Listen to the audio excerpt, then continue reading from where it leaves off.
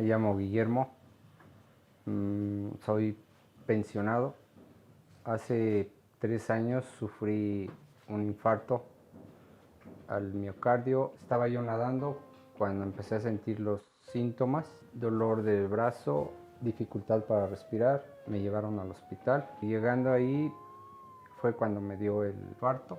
Mi nombre es Gerardo Aboites Mondragón y me dedico a actividades culturales, actividades escénicas desde hace 40 años. Fue muy curioso porque yo había ido a dar unas funciones de teatro a Sinaloa y regresando a la Ciudad de México empecé a sentirme mal, necesidad de aire, no podía respirar, no podía dormir, de hecho. Mi justificación era que podía ser por estrés, porque la almohada no estaba bien, porque tenía preocupaciones, hasta que fui a un médico y resultó que me habían dado 2 infartos.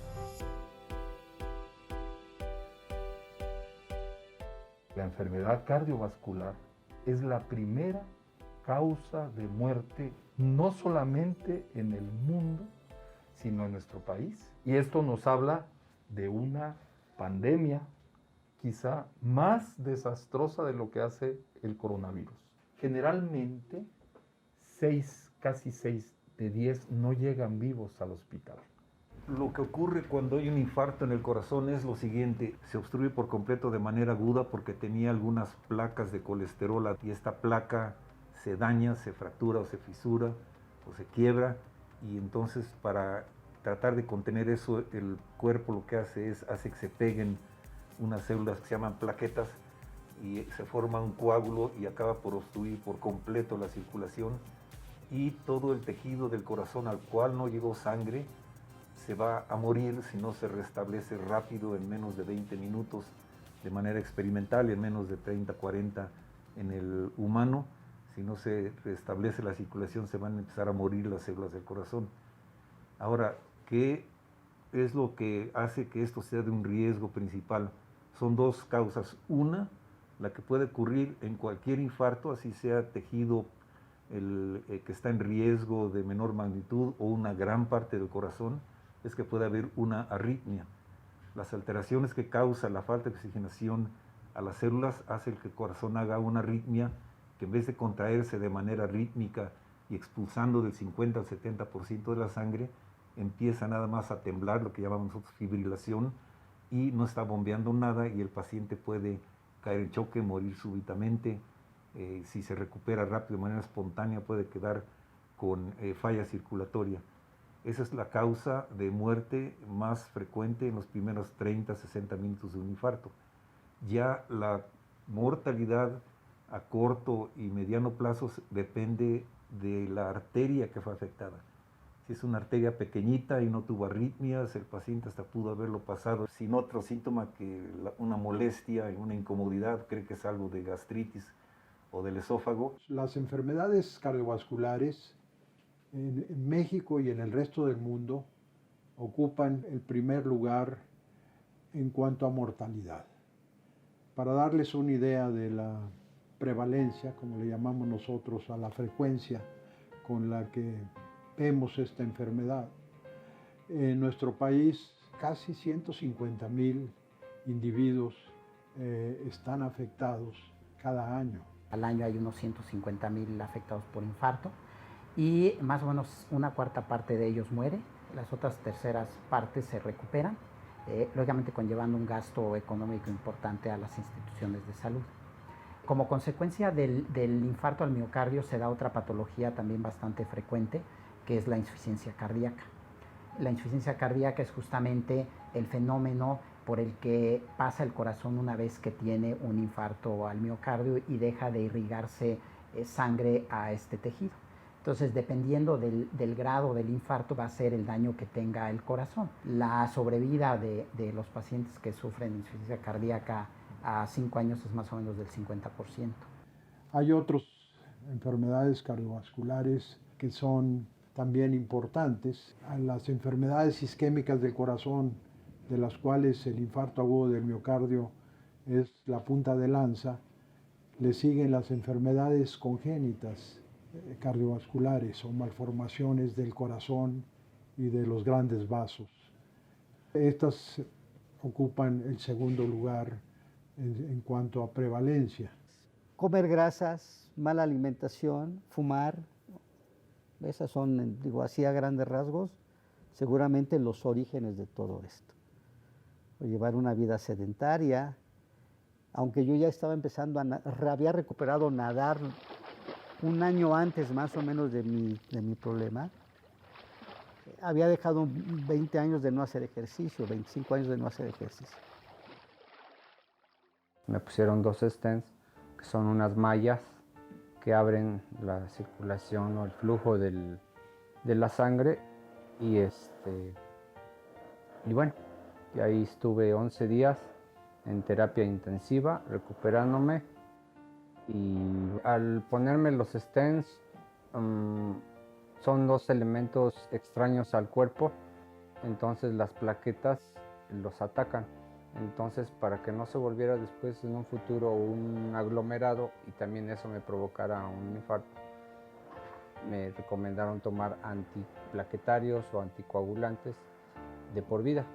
Entonces, yo tomo anticoagulantes, tomo ácido acetil, tomo para el colesterol y para triglicéridos, también tengo que tomar atorvastatina y estamos de vuelta.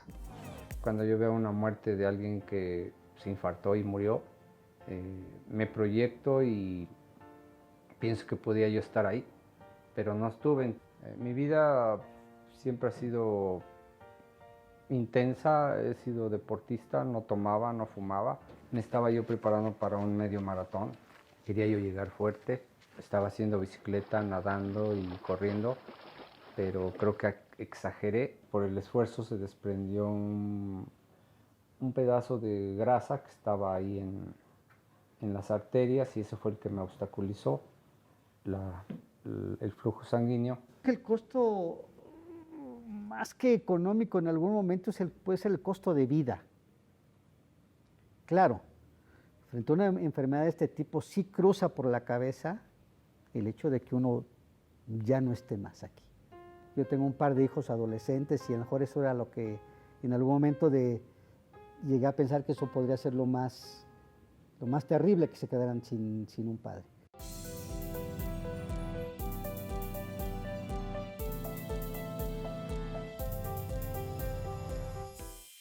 La cardiología es un área en donde especialmente los avances en tecnología, en ciencia, son muy patentes. Por supuesto que han habido grandes avances en el siglo pasado y grandes avances en los últimos 10 años. Sin embargo, no es suficiente, como dije antes, las enfermedades cardiovasculares siguen siendo la primera causa de muerte y sigue siendo una pandemia grande. Dentro de los avances más importantes podemos mencionar avances tecnológicos en los procedimientos.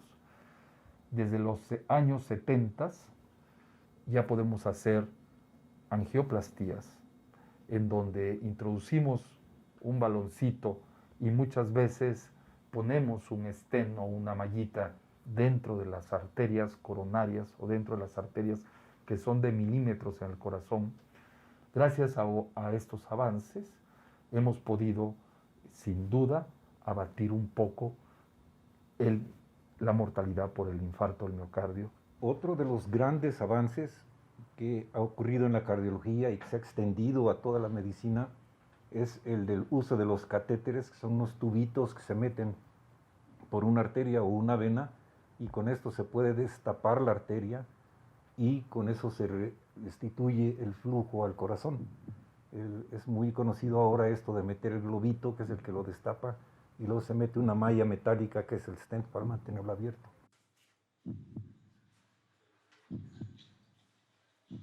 Un proyecto ahorita muy importante que tenemos en el instituto es que se está diseñando un stent. Este stent, un stent, pues les decía, es costoso, y les decía que a veces hay pacientes que requieren 5 stents.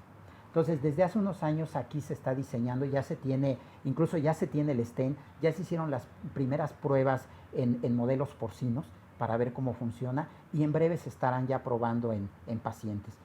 Tenemos mucha fe de que, y además así lo demuestra la experimentación, o sea, el stent va a funcionar y va a ser un stent de bajo costo. Tenemos, por ejemplo, un departamento de farmacología que está encargado justamente de probar diversos compuestos, muchos de ellos que provienen de plantas, y los está probando para ver si funcionan como tratamiento en diversas patologías, en hipertensión, en diabetes. Entonces, esa parte de mejorar los tratamientos y que sean menos caros va a ser importante. Se hace investigación en catéteres, o sea, en enfermedades renales, en endocrinología. O sea, es un campo muy grande en el cual se está trabajando el instituto. Hay investigación sobre todo de tipo genético, de enfermedades que pueden tener una característica hereditaria. El proyecto que le decía que desarrollamos es un proyecto que se llama Proyecto Transversal. Nosotros reunimos este grupo tanto de pacientes como individuos sanos. El proyecto en el que estamos trabajando es un proyecto que se llama Proyecto Prospectivo de Seguimiento. Nosotros somos una mezcla de genes caucásicos, genes blancos, que más o menos es como de un 50%. Tenemos un background también, una parte de genes indígenas, también alto, 40%, y tenemos un pequeño porcentaje de genes africanos, de genes negroides. Entonces, esto nos hace diferentes. Entonces, todos estos estudios no los podemos aplicar en la población y era pues fundamental que lo hiciéramos nosotros en el mexicano, ¿no? Entonces, este estudio nos ha dado ahorita pues bastante información sobre estos factores que conllevan al desarrollo de la enfermedad. Porque además también hay que considerar que las enfermedades cardiovasculares se les considera como enfermedades multifactoriales. Es decir, para que se desencadenen tienen que participan factores tanto ambientales como factores genéticos. Y lo que sí se sabe es que la parte genética juega un papel muy, muy importante. Y eso lo vemos, por ejemplo, pues a diario, ¿no? Una familia donde hay un individuo, un papá, un hermano que se ha infartado, de repente empezamos a ver que hay varios con esta condición. Y algunos de ellos, si no se han infartado, si uno les mide, por ejemplo, los niveles de colesterol, seguro los tendrán altos. Entonces, la genética juega un papel muy importante. Tengo un hermano que le había dado un infarto también, mayor que yo, y me lleva 10 años.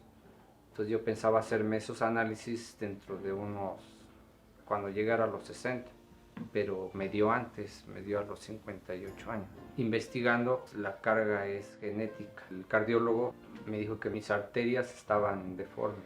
Le decía yo, ¿por qué deformes? Porque estaban ovaladas, estaban de diferente tamaño. Como le comento que terminamos en diciembre, tenemos las bases de datos tanto del proyecto inicial como del de seguimiento, más o menos son 200 variables, entre las variables que le comento de dieta, de ejercicio, de actividad, de consumo de tabaco, consumo de alcohol, toda la parte de los laboratorios. Con esa información vamos a poder ver justamente esta parte de la causalidad, ver si realmente los factores o las variantes genéticas que detectamos realmente inciden en causar estas patologías. Este proyecto además ha sido pues un proyecto muy exitoso en el instituto, de que se inició, pues yo creo que se han generado más de 60 artículos en revistas de alto impacto con toda esta información, tanto la información genética como la información de factores de riesgo. Por ejemplo, algo que nos sorprendió fue cuando nosotros empezamos a tomar las muestras de los individuos sanos que llegan al banco de sangre y empezamos a revisar los resultados, nos dimos cuenta que, por ejemplo, el 10% de esos individuos tienen diabetes, no lo saben. El 20% tienen hipertensión, el 30% son obesos, ¿no? Y casi el 50% tienen niveles altos de triglicéridos y más o menos un 35% tienen niveles altos de colesterol. O sea, tienen dislipidemias muy elevadas y no lo saben. Este estudio está generando mucha de esta información que nos puede servir, incluso pues nosotros pensamos para la cuestión clave que es la prevención de estas enfermedades. Bueno, la enfermedad cardiovascular o las enfermedades cardiovasculares es un conjunto de enfermedades que afectan el corazón y los grandes vasos. Sin embargo, es un conjunto de enfermedades que si bien afectan el corazón, se manifiestan también en otros órganos que son importantes, prácticamente en toda la economía, pero órganos vitales como el cerebro, los riñones, se afectan cuando hay enfermedades cardiovasculares. Sí, los padecimientos cardiovasculares son causados principalmente por aquellos que ocasionan hipertensión arterial, porque la hipertensión arterial daña al corazón, lo hace trabajar en exceso y eventualmente hace que falle el corazón. Y esto se debe sobre todo a sedentarismo, obesidad, exceso en la ingesta de sal. Y la enfermedad que obstruye las arterias por colesterol, por grasa, se debe a tabaquismo, a dieta, a la producción que algunos pacientes hacen en exceso de colesterol que van tapando las arterias. Estas enfermedades, como básicamente el infarto al miocardio, una vez que sucede, no hay vuelta atrás, ¿no? El músculo cardíaco dañado ya no se regenera. Hay ahorita algunas cuestiones de experimentación que están utilizando células madre para tratar de regenerarlo, pero hasta ahorita no está muy claro esto, ¿no? Entonces, no hay vuelta atrás. Que las enfermedades del corazón son enfermedades silenciosas y que requieren de que el médico nos diagnostique si somos enfermos del corazón o hipertensos. Al respecto, yo creo que la prevención es el punto clave para evitar el que estas enfermedades realmente causen el desastre que están causando. México tiene un compromiso con el mundo, porque México aceptó firmar un documento con la Organización Mundial de la Salud para hacer todo lo posible de tal forma de que en el año 2025 podamos en todo el mundo reducir las enfermedades cardiovasculares en un 25%. Esta meta es alcanzable. En otros países que iniciaron esta lucha antes que nosotros, ya las enfermedades cardiovasculares no ocupan el primer lugar de mortalidad. Entonces, si nosotros tenemos 150,000 fallecimientos cada año, reduzcamos ese número de fallecimientos en un 25% para que nuestros hijos y nuestros connacionales tengan una vida mejor.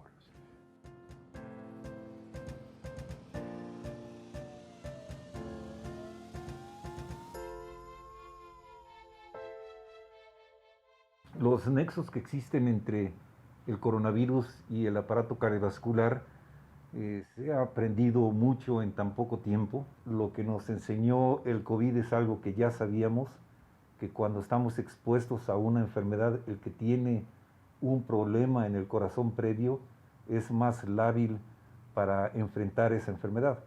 Por ejemplo, el paciente que tiene una neumonía y está enfermo del corazón, el corazón tiene mucho trabajo para bombear contra un pulmón que tiene resistencias aumentadas, y si el corazón ya está desfalleciente y se le presenta esta sobrecarga, va a ser más fácil que haga insuficiencia cardíaca y que su desenlace sea menos positivo. Lo que vimos nosotros con el COVID.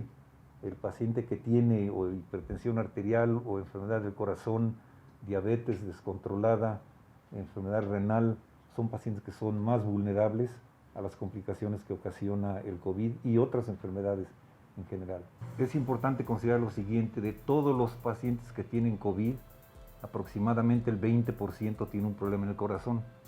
Pero si tomamos únicamente los que no tienen un problema previo en el corazón, en ellos la incidencia es como del 15%, y esto se detecta con estudios en sangre y con estudios de ecocardiografía.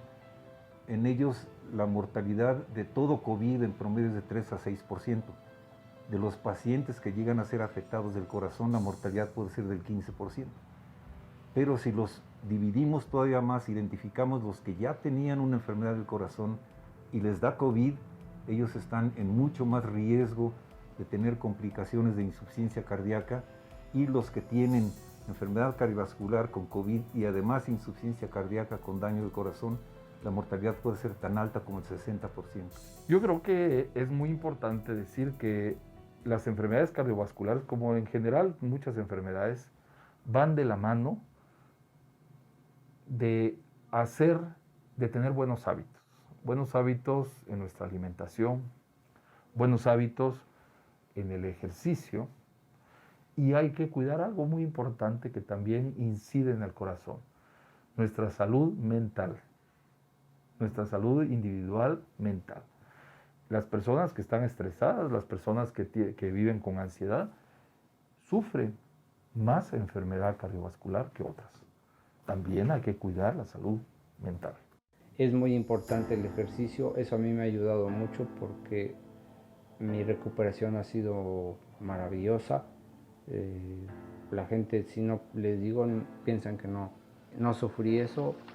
Yo practico la yoga, practico la natación, salgo a caminar, hago bicicleta, pero ya luego más light, más despacio, más disfrutando, ya no tan intenso.